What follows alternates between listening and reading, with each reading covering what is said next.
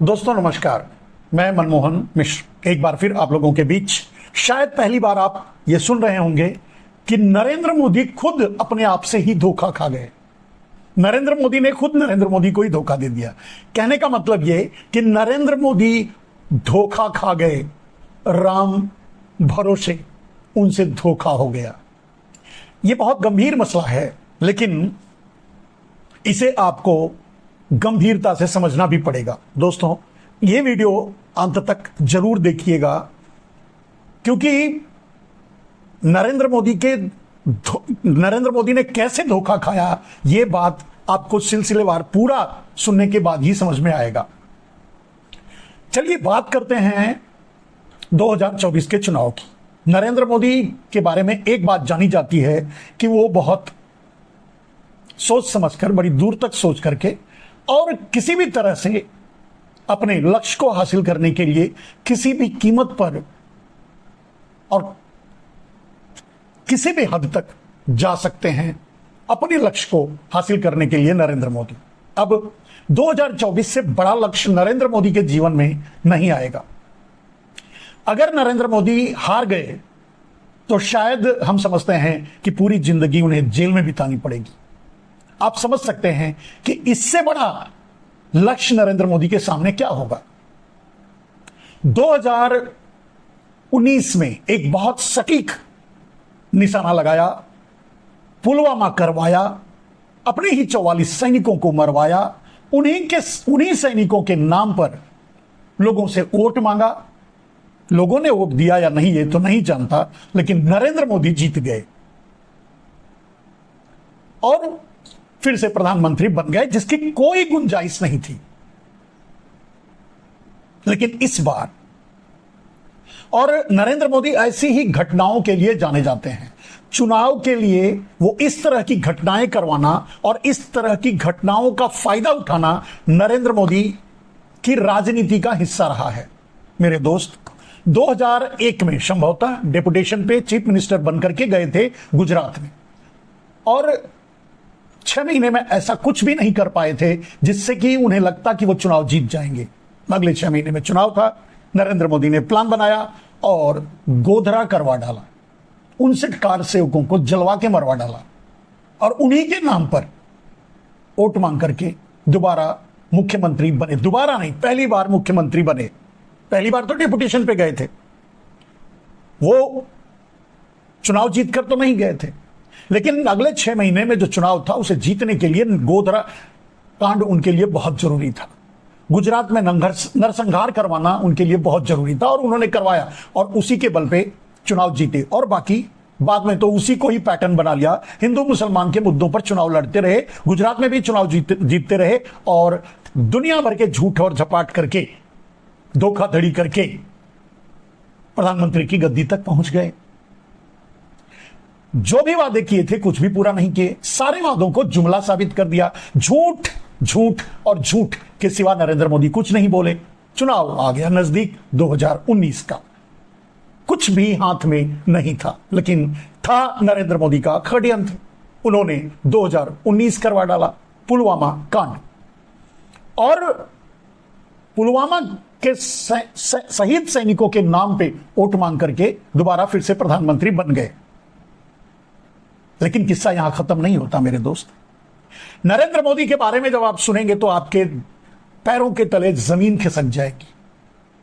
नरेंद्र मोदी जब भी चुनाव लड़ते हैं या जब भी चुनाव आता है या जब भी चुनाव होने वाला होता है, 3 से 6 महीने के अंदर कोई ना कोई पुलवामा जैसा कांड करते हैं। भले ही उसमें 44 सैनिक, 40 सैनिक, 42 सैनिक ना मरे, लेकिन मरते हर बार हैं। और वो ठीक चुनाव के पहले ही होता है, न बाद में न बहुत देर। कहने का मतलब यह है, इसे आप संयोग तो नहीं मान सकते, इसे प्रयोग मान सकते हैं। बात पुलवामा पर और पुलवामा के बाद के धोखे पर नरेंद्र मोदी की करें, उससे पहले आपको यह जान लेना जरूरी है कि नरेंद्र मोदी ने चुनावों का सामना कैसे किया। आपको पता होगा मेरे दोस्त, गोधरा तो आपको बता ही दिया। 2 जनवरी 2016 को पठानकोट हमला हुआ, 7 जवान मारे गए, 37 जवान घायल हो गए। ये हमारे और आपके लिए बहुत बड़ी बात थी, पूरे देश के लिए सदमे जैसा था, लेकिन नरेंद्र मोदी के लिए यह प्रयोग था, क्योंकि 3 महीने बाद अप्रैल में चुनाव था। वेस्ट बंगाल, तमिलनाडु, केरल, पुदुचेरी एंड आसाम में, और इसी के लिए नरेंद्र मोदी पठानकोट करवाए थे।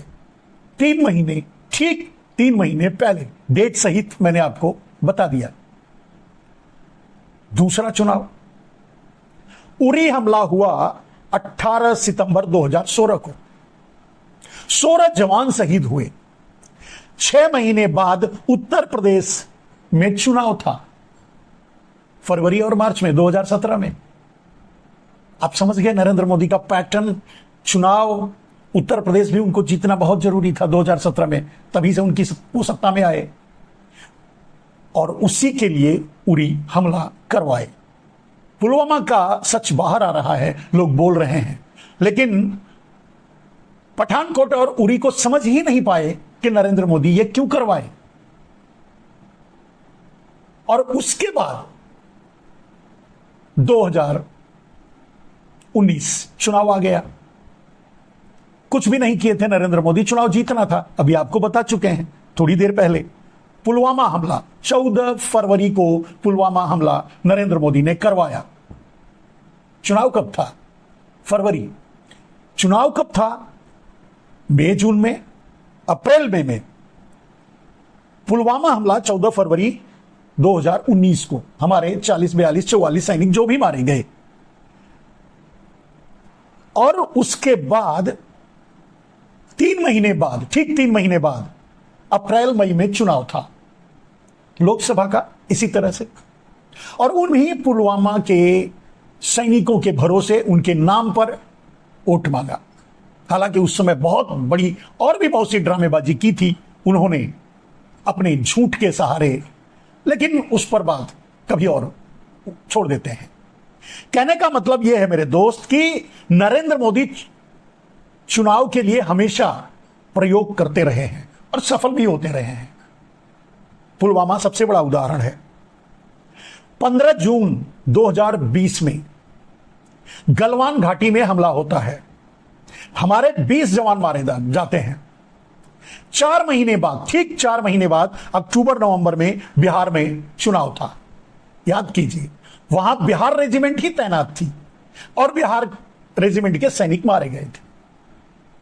गलवान घाटी में यह स्कैंडल हुआ था।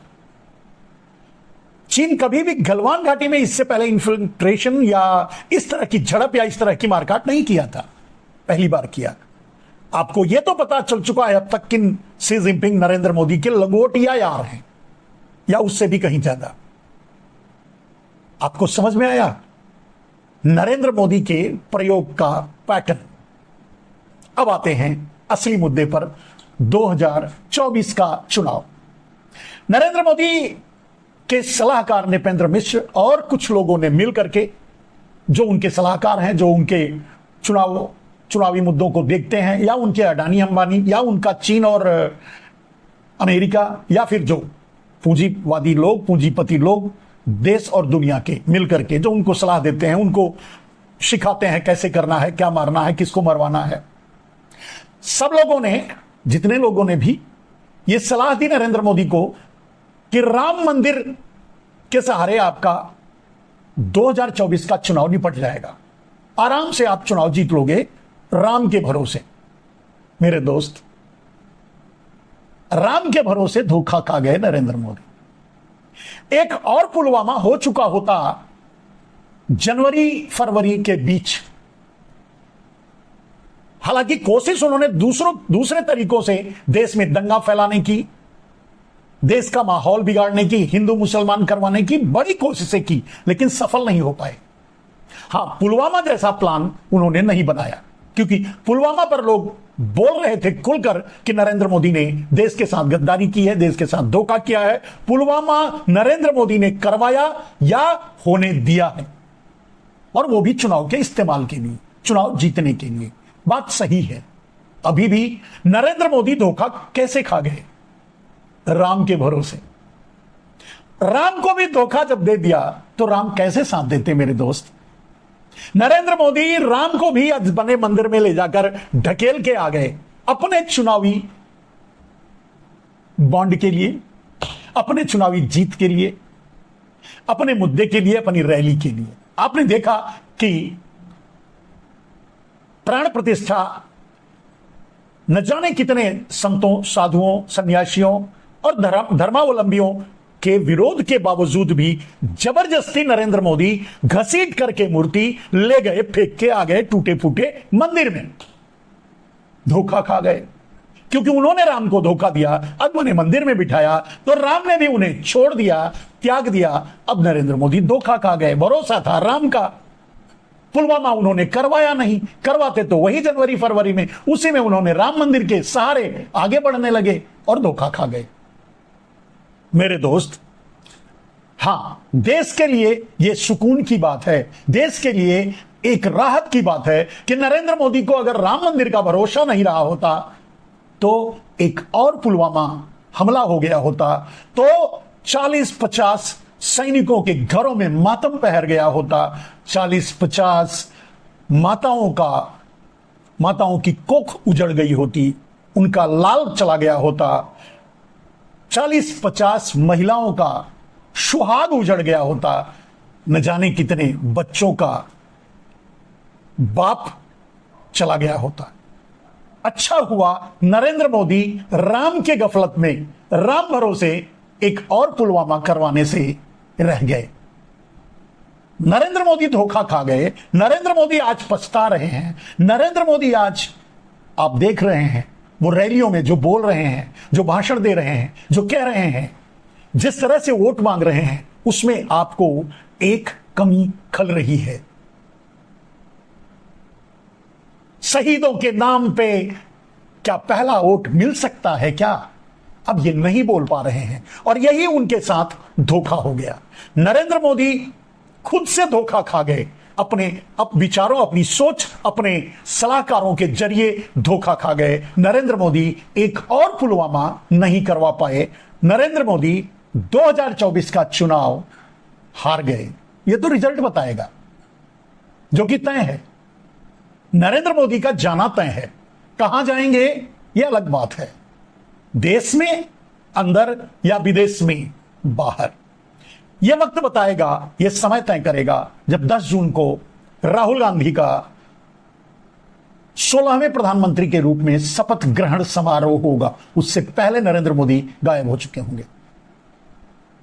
कहां जाएंगे ये वो तय करेंगे, ये उनके ऊपर है। लेकिन आज अगर नरेंद्र मोदी को खल रहा है, आज अगर नरेंद्र मोदी को साल रहा है, आज अगर नरेंद्र मोदी का कोई दर्द है, आज अगर नरेंद्र मोदी को कोई पीड़ा है, आज नरेंद्र मोदी की कोई कसक है, आज नरेंद्र मोदी की कोई तकलीफ है, तो यही कि वो धोखा खा गए। और यह बात आप उनके हर चुनावी मंच से सुन सकते हैं, किस तरह से बेदम से, बेजान से नरेंद्र मोदी बोलते हैं। अगर कुछ सैनिकों को मरवा लिए होते तो फिर ताल ठोक कर वोट मांगते। हालांकि इस बार मुमकिन नहीं था, मुश्किल नहीं, उनके लिए मुश्किल नहीं था, लेकिन उनके नाम पर वोट मांगना नरेंद्र मोदी के लिए मुमकिन नहीं था, क्योंकि पुलवामा की पोल खुल चुकी थी।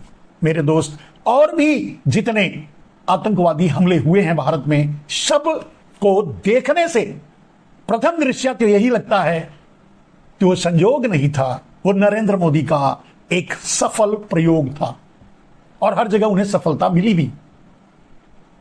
मेरे दोस्त, आज नरेंद्र मोदी अपने आप से धोखा खा गए, राम भरोसे धोखा खा गए। कैसे धोखा खा गए, किसने उन्हें गच्चे में रखा, किसने उन्हें अंधेरे में रखा, हम इस बात पर नहीं जाते। हमें तो खुशियां मनानी चाहिए कि हमारे 50 माताओं का मांग उजड़ने से बच गया, कोख उजड़ने से बच गया।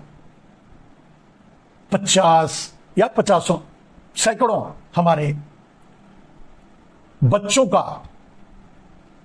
पिता इस दुनिया से उठते उठते बच गया। मेरे दोस्त, यह बात याद रखना आप वोट देते समय भी।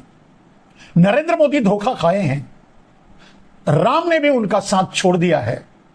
नरेंद्र मोदी के चरित्र को समझते हुए, नरेंद्र मोदी के कृत्य को समझते हुए आप वोट देना। आप नरेंद्र मोदी के झूठ, जुमले और मक्कारी के झांसे में मत आना। नमस्कार।